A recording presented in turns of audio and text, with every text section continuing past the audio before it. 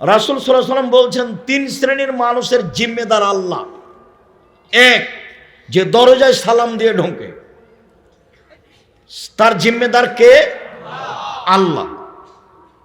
তা আপনার দরজায় না তো সালাম দিবেন কোথায়? তা আল্লাহ জিম্মেদার হবে কেমনে? দুই, যে সালাত আদায়ের জন্য বাড়ি থেকে বের হয়েছে, বাসায় ফিরে আসা পর্যন্ত তার জিম্মেদার আল্লাহ। তিন, যে যুদ্ধের পথে বের হয়েছে, জেহাদের পথে, বাড়িতে ফিরে আসা পর্যন্ত জিম্মেদার আল্লাহ। যদি মারা যায় জান্নাত, জিম্মেদার আল্লাহ। যদি ফিরে আসে অনেক বড় সফলতা। সালাম দিয়ে ঢুকবে বাড়িতে, যতক্ষণ আছে জিম্মেদার আল্লাহ। যদি বেঁচে থাকে অনেক ভালো, যদি মরে যাই তাহলে পাপ ক্ষমা, ও তো আল্লাহ জিম্মেদার। তো সালাম দিয়ে যে ঢুকবেন, তো বাড়ির দরজায় তো নাই, সালাম দিবেন কোথায়? ভুল হিসাব। আগামীকাল সন্ধ্যা হতে হতে বাড়ির চতুর্দিক ঘেরবেন, একটা দরজা রাখবেন, ইট দিয়ে হোক, চটছালা দিয়ে হোক, একটা কিছু দিয়ে হোক, সবাই সালাম দিয়ে ঢুকবেন। আপনি বাধ্য। চাঁপাই নবাবগঞ্জের ভাষায় আদেশ, আপনাকে তো সালাম দিয়ে ঢুকতে হবে, আপনার বাপকে ঢুকতে হবে। মানে সালাম দিয়েই বাড়িতে ঢুকতে হবে, এটা আদেশ। নেতারা কথা বলছে বিসমিল্লাহির রহমানির রহিম, জনগণের নেতৃত্ব দিবে ওই এমপি মন্ত্রী, ও মানুষকে সালাম দিতে জানে না। আল্লাহ রাসূল বলছেন সালাম ও কাবলাল কালামে, কথা বলার পূর্বে সালাম, হাদিস সহিহ।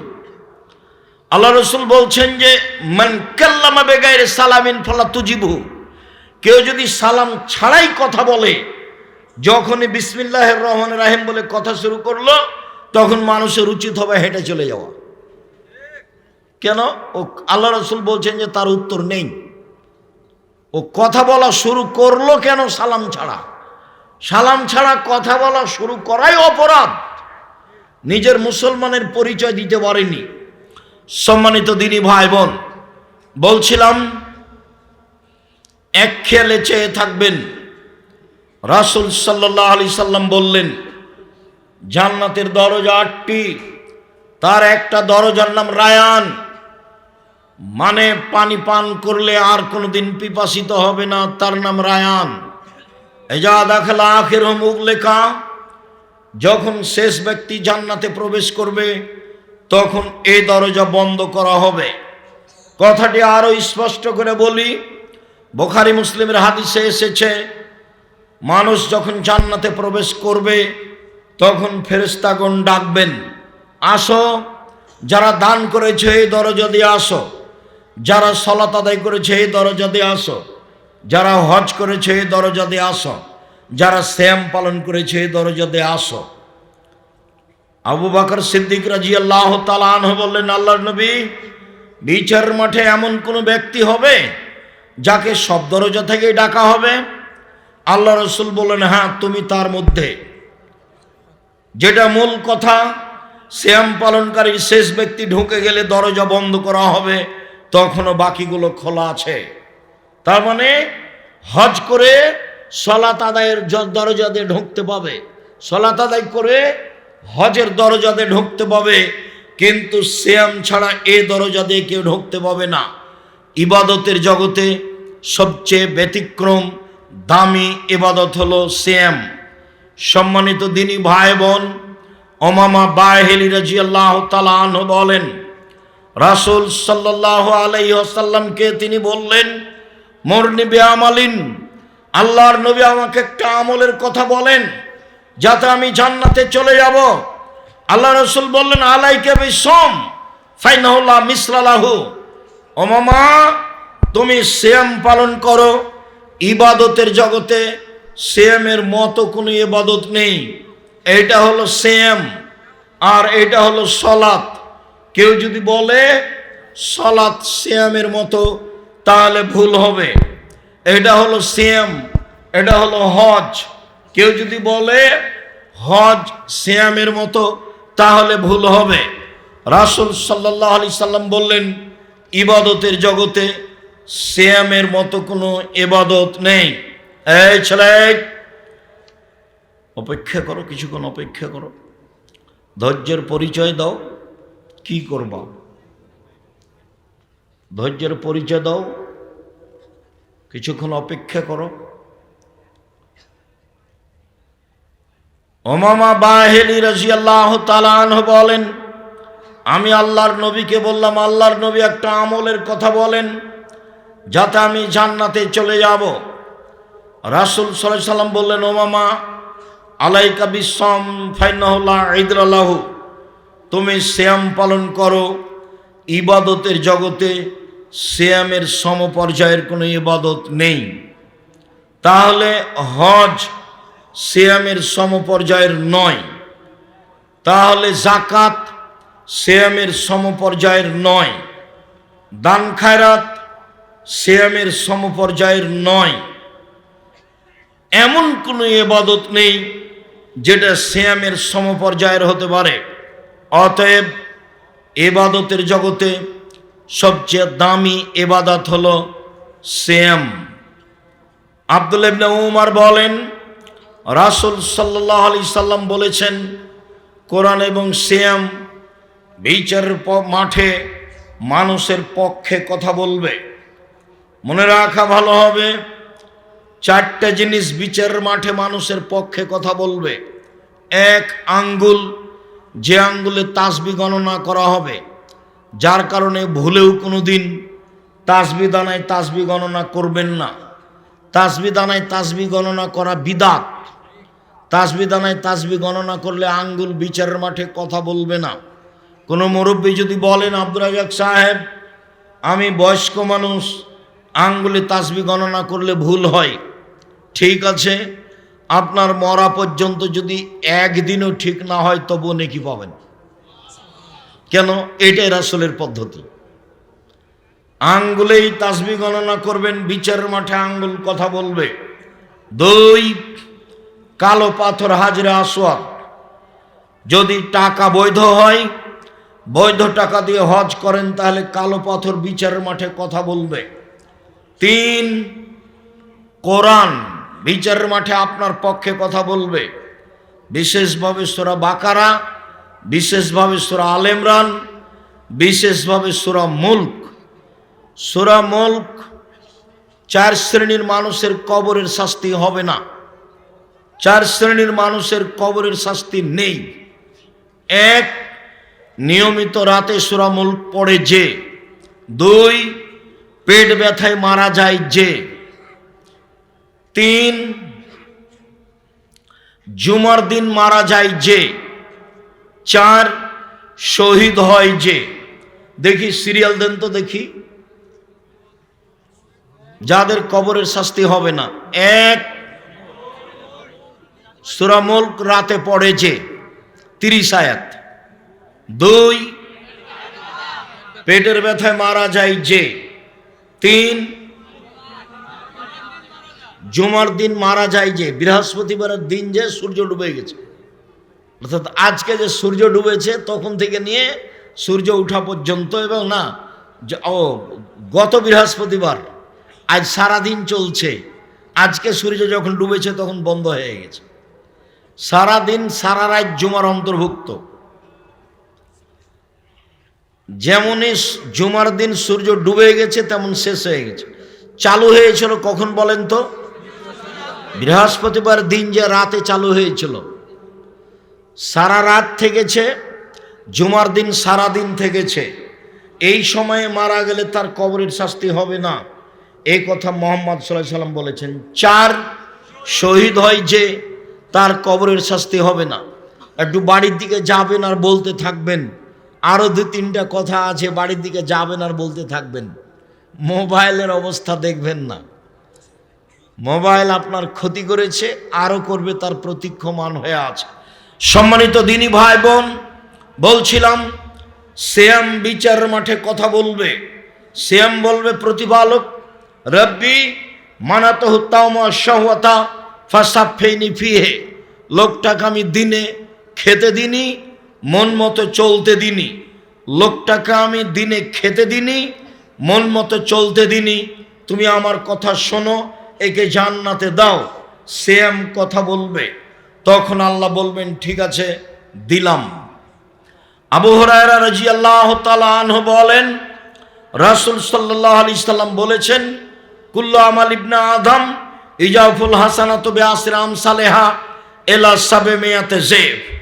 আদম সন্তানের সব নেকি 10 লিখা হয়, বাড়তে বাড়তে 700, আরো আরো আরো।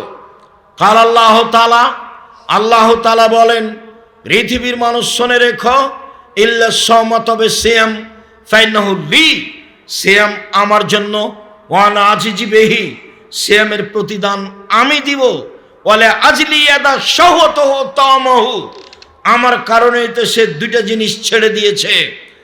এক, দিনে খায়নি। দুই, প্রবৃত্তি মেনে চলেনি। প্রবৃত্তি কাকে বলে? দাড়ি প্রত্যেক দিন চাঁচে যে সে প্রবৃত্তিকে মেনে চলে, দেখি মানে কিনা, কাল থেকে আর দাড়ি ছাঁটবে না, তখন বুঝবো যে ও আর প্রবৃত্তিকে মানে না। হট, প্রবৃত্তি কি জিনিস? ওর 5 পয়সা দাম দিনে, দাড়ি যেভাবে আছে সেভাবেই থাকবে। টাকনোর নিচে প্যান্ট পরবে না, যদি আছে বা যায় তাহলে বুঝতে হবে ও প্রবৃত্তিকে মেনে চলে। তার মানে ও রোজা থাকে, শ্যাম থাকে না। রোজা মানে উপবাস থাকা, আর শ্যাম মানে বিরত থাকা।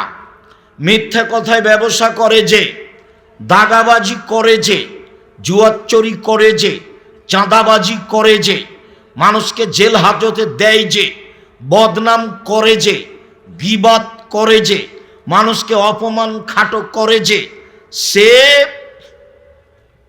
রোজা থাকে, শ্যাম থাকে না।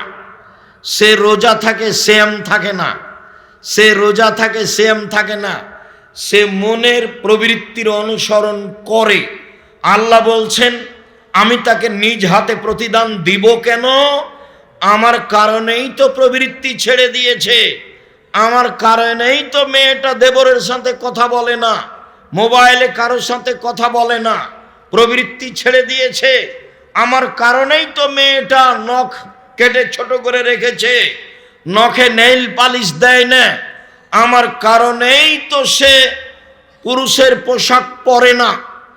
যেসব নারী পুরুষের পোশাক পরে, ওদের উপরে অভিশাপ, ওদের উপরে অভিশাপ, ওদের উপরে অভিশাপ। যারা নখ বড় রাখে ওদের উপরে অভিশাপ, যারা নখে নেইল পালিশ দেয় তাদের উপরে অভিশাপ। তারা মনের অনুসরণ করে, তারা জাহান্নামে যাবে। তারা রোজা থাকে, সিয়াম থাকে না। রাসূল সাল্লাল্লাহু আলাইহি সাল্লাম বলেন, হজবাতিন নার বিশাহওয়াত, হজবাতিল জান্নাত বিল মাকারিহ। একটু পানি দিয়ে। জাহান্নামকে ঘেরা আছে মনের ইচ্ছা দিয়ে, জাহান্নামকে ঘেরা আছে প্রবৃত্তি দিয়ে, আর জান্নাতকে ঘেরা আছে নিয়ম নীতি দিয়ে। জান্নাতকে ঘেরা আছে ত্যাগ, তিতিক্ষা, কষ্ট, ক্লেশ, অনেক কিছু দিয়ে জান্নাতকে ঘেরা আছে।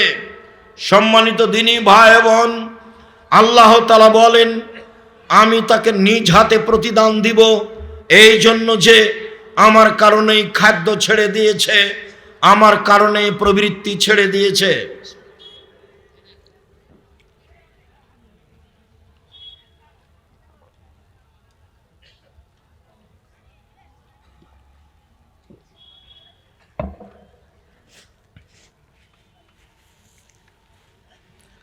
সম্মানিত দিনী ভাই বোন, বলছিলাম নফল সিয়াম। আব্দুল্লাহ ইবনে আব্বাস রাদিয়াল্লাহু তাআলা আনহু বলেন, আল্লাহর নবী মদিনায় আসলেন, দেখলেন ইহুদিরা মুহররমের 10 তারিখে সিয়াম থাকে। আল্লাহর নবী বললেন, মদিনার ইহুদি, তোমরা 10 তারিখে সিয়াম থাকো কেন? মদিনার ইহুদিরা বলল, হাজা ইয়াউমুন আজিম, এইটা হচ্ছে বড় দিন।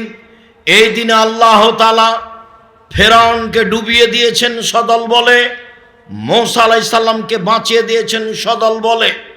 তাই মূসা শুকরিয়া হিসাবে সিয়াম থেকেছিলেন। নাহানো নাসুমু শুকরান, আমরাও শুকরিয়া আদায়ের জন্য সিয়াম পালন করি। আমাদের নবী মুহাম্মদ সাল্লাল্লাহু আলাইহি সাল্লাম বললেন, আনা আওলা ওয়া হাক্ক মিনকুম বিহি, আমি তোমাদের চেয়ে মুসার সুন্নতের ব্যাপারে শুকরিয়া আদায় করতে বেশি হক রাখি। মুসা আল্লাহর শুকরিয়া আদায়ে মুহররমের 10 তারিখে সিয়াম থেকেছে, আমিও থাকলাম। তিনি সিয়াম থাকলেন, সিয়ামের জন্য আদেশ করে দিলেন।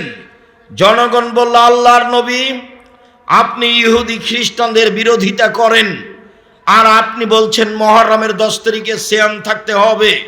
মুহররমের 10 তারিখে সিয়াম থাকে ইহুদি, মুহররমের 10 তারিখে সিয়াম থাকে খ্রিস্টান। তখন আল্লাহ রাসূল বললেন, পৃথিবীর মানুষ শুনে রেখো, লাইন বাকাইতু আও লাইন বাকিতু সানাতাল কাবেলা লা সুমান্না তাসিয়া, আমি যদি সামনে বছর বেঁচে থাকি তাহলে 9 তারিখও সিয়াম থাকবো। মুহররমের 9 তারিখ হবে বিরোধিতা, আর 10 তারিখ হবে শুকরিয়া।